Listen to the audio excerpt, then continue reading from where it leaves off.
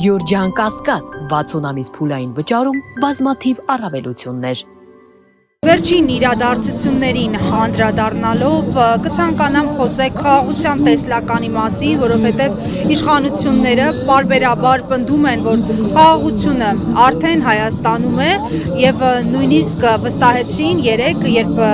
ռուսականցորեն Ադրբեջանի տարածքով մտավ Հայաստան, որ դրա դրսևորումներից մեկը նաև հենց այս դրվագն է։ Դուք առնչվել եք ադրբեջանական բարեհաճության այսպես կոչված Արցախի հանրապետությունում եւ տեսել ենք, թե դրանից հետո ինչ է եղել։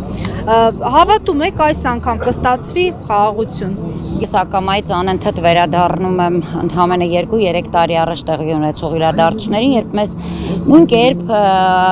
ինչ որ իբրև թե քաղաքական գործիչների խմբակ համոզում էին, որ պիտի տնտեսական ինտեգրում տեղի ունենա Ադրբեջանի հետ եւ բոլոր խնդիրները կլուծվեն, խաղաղությունը կկայանա։ Եվ գիտեք, երբ էլի ես հետ գնում դեպի պատմություն, հասկանում ես ինչպես Արցախը հայտնվեց Ադրբեջանի ճիրաններում, էլի սկզբանե որոշումներ տնտեսական ինտեգրման Ադրբեջանի խորհրդային տարիներին ոչ ոք որպես տարածքային ամբողջականություն չի ներառել, հա, Արցախը Ադրբեջանի կազմում։ Զուտ տնտեսական ինտեգրման մասին է եղել խոսքը, ինչից միշտ Արցախը խուսափել է արդեն 88-ի շարժումից հետո բնականաբար, եւ եթե մենք վերադառնանք 2023 թվականի սեպտեմբեր ամիսը, երբ Արցախում մարդիկ իրականում սովալուկ էին ու ծանր վիճակ էր եւ կար եւ պիտի լիներ նաեւ քաղաքական որոշում թույլ տալ ակնայով բեռները մտնեին Արցախ թե ոչ, ես ձեզ ասեմ, ես էլ մեկն եի այն падգամավորներից, որը վախեցավ ընդդիմանալ եւ ես չհայտնեցի կոնկրետ կարծիք այդ առումով, հիմնվելով այն հանգամանքի վրա, որ ժողովուրդը սոված է եւ միգուցե ժողովուրդը ինքը համաձայնվի։ Եվ դուք շատ լավ հիշում եք ժողովուրդը ինչ արեց։ Ժողովուրդը ինքը անձամբ իր որոշմամբ փակեց ճանապարհը եւ որևէ կերպ չընդունեց Ադրբեջանի տարածքով Արցախ մուտք գործող ցորենը, որովհետեւ ժողովուրդը ոչ թե հպարտեր ու ուզում էր սովից մեռնել, բայց չվերցնել այդ ցորենը, ոչ շատ լավ հասկանում էր, որ այդ պարագայում ընդհանրապես Արցախի թեման փակվելու է, որովհետեւ գոյություն չունի տնտեսական ինտեգրում։ Դա իրականում հենց ինտեգրումն է, դա հենց համակեցությունն է, դա միասին ապրելն է։ Իսկ մենք մեզնից լավով գիտի, որ ադրբեջանցու հետ անհնար է խաղաղություն կերտել մի հարկի տակ, այդպիսի բան չի լինում, ադրբեջանցին գիշերը քնելիս մտածում է ինչպես մորթի քո զավակին, որտեվ դա իրենց պետության քարոզությունն է եւ հատկապես այս նիկոլական խաղաղության, հա, դարաշրջանում Չակերտներում իհարկե այդ բոլորը մենք շատ լավ տեսնում ենք զուգահեռ Ադրբեջանում ինչ քարոզություն է գնում եւ առնվազն 50 տարի է պետք, եթե այլևս չգնա քարոզություն, որովհետեւ ներկայիս սերունդը այս քարոզության հետևանքներով չուզենա մորթել հային։ Եվ գիտեք ինչ, ինձ մոտ ամեն դեպքում անընդհատ հարց է առաջանում, լավ, որոշ ժամանակ անց առաջ Հայաստանի վարչապետը հայտարարում էր, որ Արցախը բեռ էր, Արցախը իրենց կոկորտին էր մնացել, Արցախը շղթա էր փաթաթված իրենց կոկորտին, եւ եթե Արցախը չլինի, ապա կկերտենք խաղաղություն։ Հասավ չէ իր ուզածին, հանձնեց Արցախը, արցախցիներին ցրեց աշխարհով մեկ, հասցրեց ամենաստորաքարշ վիճակին։ Բա ինչու չեղավ այդ խաղաղությունը։ Բա էլ ինչ խնդիր ունի, որ ինքը պիտի շարունակի զիջի այլևս Հայաստանից։ Ասում եք կա խաղաղություն, կրակոց չի եղել վերջին շրջանում, ցորենը գալիս է։ Ընդունեցի, ես ընդունում եմ, լավ, չեմ ընդդիմանում իր խաղաղությանը, իր ասած խաղաղությանը փորձում եմ չընդդիմանալ, բայց չէ որ դա Արցախով արդեն հաստատվել էր, իրենց ասելով, Արցախից ազատվել էին եւ այդ խաղաղությունը հաստատվել էր։ Հիմա ինչ ընթացք կա խաղաղության, որ կարիքը կա օրինակ Ադրբեջանի տարածքով բեռներ բերել եւ եկեք ուղղակի ընդհանրապես ուշադիր լինենք ու հա այս չգիտեմ ինտերնետային կառավարման զոհերը չլինենք, որովհետև իրականում եկեք ուղղակի վերջին 2 շաբաթների լսենք թուրք, ել չեմ ասում ադրբեջանցի, թուրք պաշտոնյաների հայտարարությունները Զանգեզուրի միջանցք ձևակերպման վերաբերյալ, արևմտյան Ադրբեջան ձևակերպման վերաբերյալ եւ հասկանանք ուր է տանում մեզ այդ խաղաղությունը, որովհետև ըստ էության նման խաղաղության մի հուշագիր էլ Նիկոլը ստորագրել էր Ռուսաստան, Հայաստան,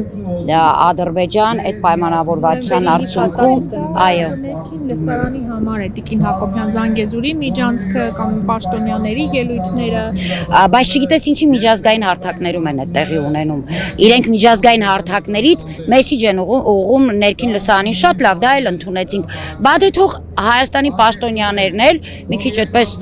ռիսկ հավաքեն ու մեկ-մեկ էլ իրենց ներքին լսարանի համար այդպես քաջ հայտարարություններ անեն, որովհետև ես դրան զուգահեռ,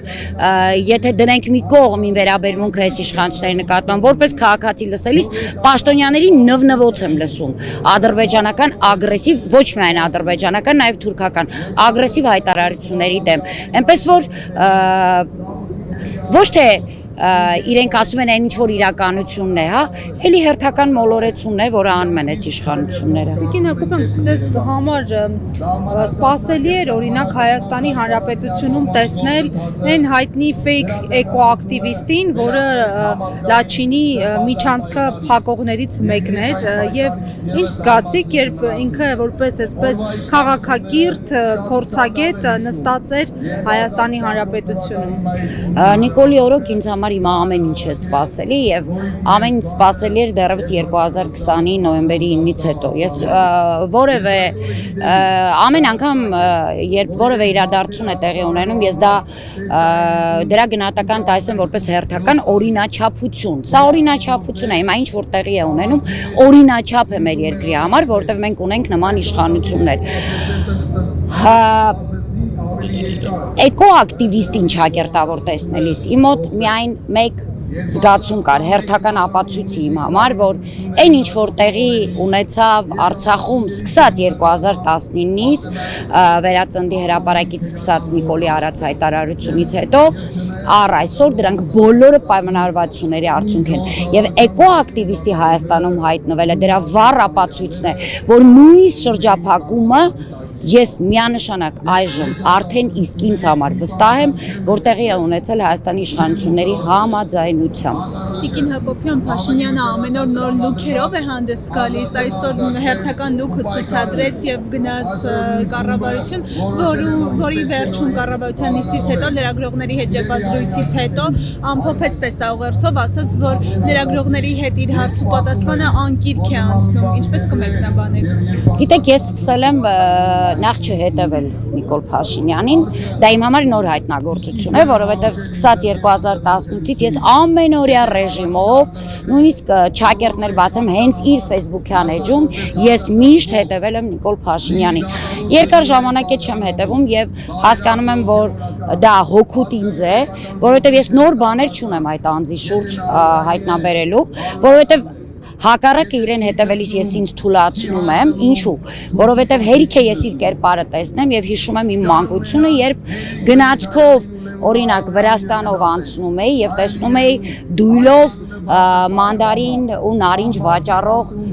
վրացիների կերպարը։ Ես օրինակ իրեն այդ կերպարում եմ ավելի տեսնում եւ դա ինձ թուլացնում է, որովհետեւ այն սպառնալիքները, որ կարելի է իրենից սպասել, ավելի լուրջ չեմ սկսում վերաբերվել։ Դրա համար փորձում եմ այլևս չհետևել եւ ընդհանրապես չմեկնաբանել իրեն։ Ես գիտեմ ինքը ինչ է արել եւ ինչ է ուզում անել, բայց ես գիտեմ ինչ եմ ես ուզում եւ ինչ պիտի անեմ։ Դա է կարևորը ըստ իս։ Ես եմ շնորհակալ։